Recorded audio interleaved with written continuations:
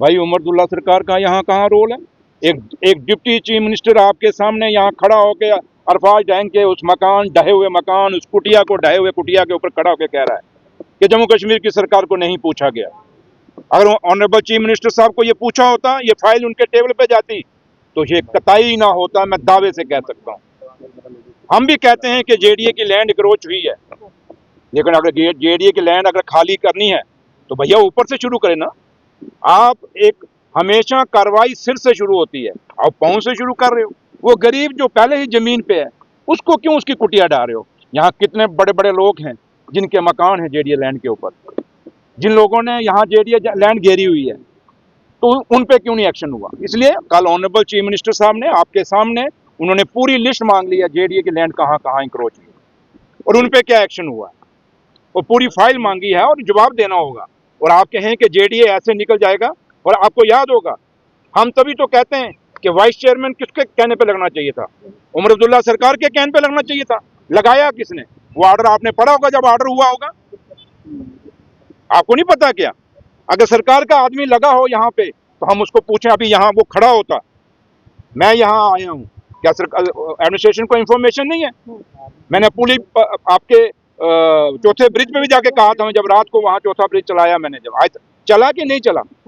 अब चला जब, तो क्या जब हम जाते थे वहाँ कोई होता था? मैंने आपके सामने कहा था। और आज जम्मू कश्मीर का डिप्टी चीफ मिनिस्टर यहाँ खड़ा है, क्या उसको जेडीए के वीसी को नहीं पता है कि वो डिप्टी चीफ मिनिस्टर वहाँ जा रहा है? क्या मेरा इंफॉर्मेशन पूरी नहीं गई हुई क्या? आके जवाब देने लोगों को क्यों गिराया गया? इसलिए मैं बड़ी चीजें, गुस्सा मुझे बहुत है, लेकिन मैं बड़ा रिस्ट्रेन कर रहा हूँ बोलने में। क्यों?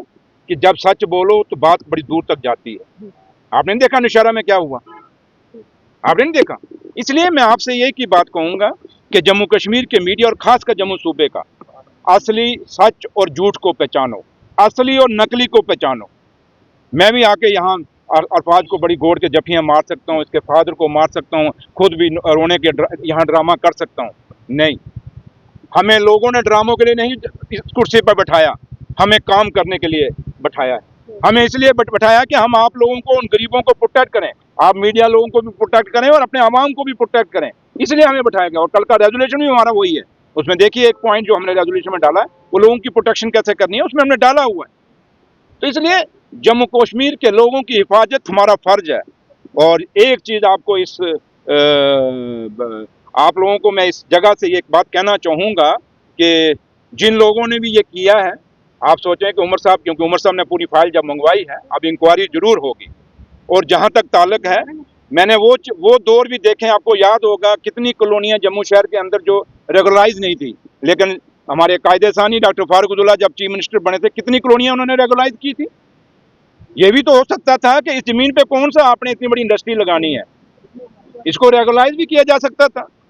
जो पैसा रेट है, उस रेट के मुताबिक आपने सर्कुलर रेट है, उसका मुताबिक इनको कहना था कि भाई आप एक सर्कुलर निकाल लेना, क्योंकि ये जमीन तो वेस्टेज है। तो अगर ये सर्कुलर रेट देते हैं थे तो ठीक है, जैसे कहीं लोग नोटिस निकालते हैं, कहीं आप स्ट्रिपें अलॉट करते हैं, क्या नहीं करते? गांधीनगर के अंदर नहीं होती क्या? शास्त्री नगर नहीं होती क्या? त्रिकुटा नगर के अंदर नहीं होती? कितनी स्ट्रिपें अलॉट होती हैं, रोज आप लोग ऐड हैं। रूपनगर जो कॉलोनियां जो हाउसिंग की हैं, वहाँ स्ट्रिपें अलॉट नहीं होती क्या? किताबें भी नहीं निकालनी। बेटा मैं वही कह रहा हूँ, क्या अलॉट नहीं होती क्या? होती हैं। ये फैसले सरकार पे छोड़ने चाहिए, वो सरकार जो लोगों की चुनी हुई सरकार है। तभी तो हम कह रहे हैं कि जम्मू कश्मीर में स्टेट का दर्जा बहुत जरूरी है, क्योंकि जब तक ये IPS IAS हमारे अंडर नहीं आएंगे, इनको ये है कि हमारा जम्मू कश्मीर की सरकार क्या बिगाड़ लेगी, हमारा फैसला तो दिल्ली से होना है। ये उसी का फायदा उठाया गया है। अगर जम्मू कश्मीर का कोई ऑफिसर जेडीए का वाइस चेयरमैन होता तो शायद ये नौबत ना आती। सर, मैं दावे से कहता हूँ, पल्ला झाड़ रही है, बीजेपी लीडर कह रहे हैं ने भी अपना पल्ला झाड़ दिया, इसकी जिम्मेदारी कौन लेगा? किसने ये घर? LG साहब को मैं आपके यहाँ से कहता हूँ, LG साहब इस पे आप इंक्वायरी करा दीजिए, किसने किया, किसने ऑर्डर निकाला? हम तो साहब कह रहे हैं जम्मू कश्मीर की सरकार, जो चुनी हुई सरकार, लोगों की चुनी हुई सरकार, उमर अब्दुल्ला सरकार का डिप्टी चीफ मिनिस्टर यहाँ पे आके कह रहा है कि जनाब जम्मू कश्मीर की सरकार की मर्जी से नहीं हुआ। आप इंक्वायरी करा दीजिए LG साहब, ये पुलिस आपकी थी, ये जेडीए का वाइस चांसलर, वाइस चेयरमैन आपका था, ये आपका लगाया हुआ है। आप अगर कहते हैं नहीं, आपके ऑर्डर से नहीं हुआ, फिर इन ऑफिसरों की इतनी जरूरत कि LG को भी नहीं पूछा और चीफ मिनिस्टर को भी नहीं पूछा, अपनी मर्जी मन मर्जी की है। तो इसलिए मैं LG साहब को यही रिक्वेस्ट करूंगा कि आप इस पे इंक्वायरी, जिन जिन ऑफिसरों ने किया उनको आप सस्पेंड करिए, सर बीजेपी लीडर कहते हैं कि एलजी साहब से हमने बात की थी, हमें पता ही नहीं है। उनको बड़ा जनाब दुख हुआ। उसका आप फोन डिटेल करा लें, कल की निकाल लें।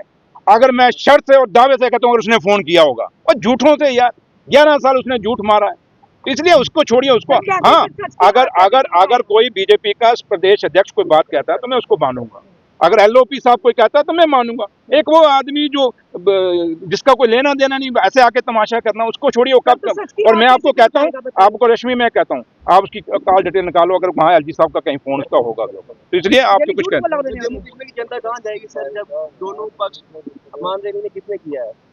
भैया आप पत्रकार हैं ना, किसके लिए आप खोज करें ना, आप दुनिया को बताएं ना सच क्या है। आप हमारे पे क्यों जा रहे हो? रश्मि मैं वही कह रहा हूँ ना, जब डिप्टी चीफ मिनिस्टर यहाँ आके खड़ा हुआ है तो अब मैं आपको एफिडेविट दूं क्या? अगर आप इतने पत्रकारिता करते हैं तो जाइए खोज करके दिखा दीजिए हमें, पूरी दुनिया को। अगर हमने किया है तो हम भुगतेंगे, और जिन्होंने किया फिर उनको भुगताइए। इसलिए कैसे बोल पाएंगे अब हम बताइए, पत्रकारों पर अगर ये हो रहा है क्योंकि टारगेट किया गया, सब कह रहे हैं टारगेट करके इनकी गर्द उड़ाया गया। मैं देखिए मीडिया को आने की अनुमति नहीं थी। मैंने एक चीज कहूंगा, अंग्रेजों ने बड़ा जुल्म ढाया था हिंदुस्तान के ऊपर। क्या भगत सिंह, राजगुरु, सुखदेव अगर कहते हैं हम क्यों कुर्बानी दें? कुर्बानियां तो लगेंगी भैया, ऐसे निजाम से बचने के लिए और निकलने से। तो इसलिए आप मत कहें, आप हो सकता है मेरे पर क्या कुछ नहीं होता, लेकिन मैं सच बोलना छोड़ दूंगा क्या? नहीं, सच बोलेंगे। आप लोग सच बोलिए, क्यों नहीं बोलेंगे? कितने मकान ढह जाएंगे यार। ये देश है, ये देश ऋषियों पीर पैगंबरों का है। ये ऋषियों, वो देश हिंदू और मुसलमान का बराबर का देश है। ये देश किसी एक जात और बरादरी का नहीं है। इसलिए ये देश जानता है कि जब भी हुक्मरानों ने सख्ती की है, इस देश के आम लोगों ने और खासकर गरीबों ने जवाब दिया है। इसलिए जम्मू भी तमाशा नहीं बनेगा, जम्मू भी समझ रहा है कि क्या हो रहा है हमारे साथ। इसलिए आप इसी से समझ सकते हैं कि जब एक कुलदीप शर्मा साहब अपनी जमीन, उसके बाद पता नहीं थोड़ी सी जमीन होगी, मुझे लगता है कोई इतने बड़े अमीर आदमी नहीं, बड़े नॉर्मल से मुझे लगा, उनके पहनावे थे और बच्चे बेटी उनके साथ थी। तो उस आदमी ने कितनी बड़ा अपना दरियाल दिल दिखाया, उन्होंने अपनी जमीन दी। और अरफाज को मुझे पता है इसकी आंखों में आंसू आ गए। क्यों? कि आज इस बंदे को नौबत क्यों आई? आज क्यों नौबत आई कि अरफाज डांग लोगों पे डिपेंड हो गया? वो इंसान जो भी किसी से पैसा नहीं लिया, आज डिपेंडेंट हो गया। किसने किया? लेकिन मेरा रब ऊपर जरूर है। रश्मि एक बात मेरी याद रखना, जितना मर्द कहते हैं ना सता गरीब को गरीब रो देगा, पता लगेगा उसके मालिक को तो कब्र से भी तुझे खोद के निकालेगा। इसलिए मैं आपको साफ कहता हूँ, मैं वो आदमी नहीं हूँ। मैंने आपको पहले भी कहा, मैं वो नहीं हूँ जो बातें डर के कहूँगा या छुप के कहूँगा कि कल मेरे पे क्या होगा। मैं एक इस प्लेटफॉर्म से आपको जरूर अश्योर करके जाऊँगा लास्ट में कि मैं यहाँ पे आया हूँ, उमर साहब के कहने पे आया हूँ। उमर साहब पूरी डिटेल उन्होंने मांगी है और ये इस पे जरूर कार्रवाई होगी, अकाउंटेबिलिटी फिक्स की जाएगी।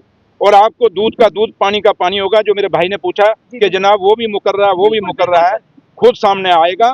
और जिन्होंने किया एक दिन वो खुद आके वाइस चेयरमैन को कहना पड़ेगा। और मैं आपसे कहूंगा वाइस चेयरमैन को पूछिए, उसको जाके पूछिए जनाब ये किसने किया है। उमर अब्दुल्ला सरकार कहती है हमने नहीं किया, एलजी साहब कहते हैं हमने नहीं किया, तो किसने किया है? आपने किसके कहने? वो ऑर्डर हमें, उसने कोई अप्रूवल तो लिया होगा किसी से, ऐसे अपनी मर्जी से तो आया नहीं होगा। वो जो उसको बोलिए जनाब हमें दिखा दीजिए अप्रूवल किसका है। और मैं दावे से कहता हूं कि उमर साहब का अप्रूवल नहीं होगा।